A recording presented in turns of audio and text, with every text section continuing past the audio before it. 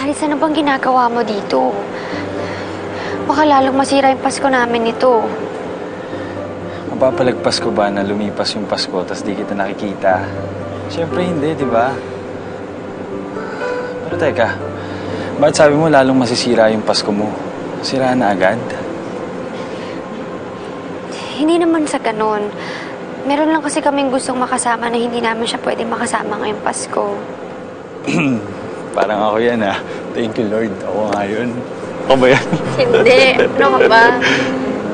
Pero pwede din. Oh, ka na malungkot.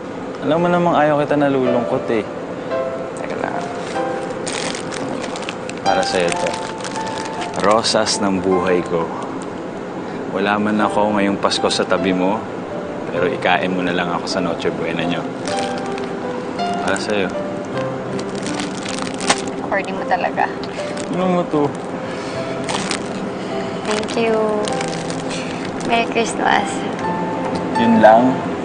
Ano yung regalo ko?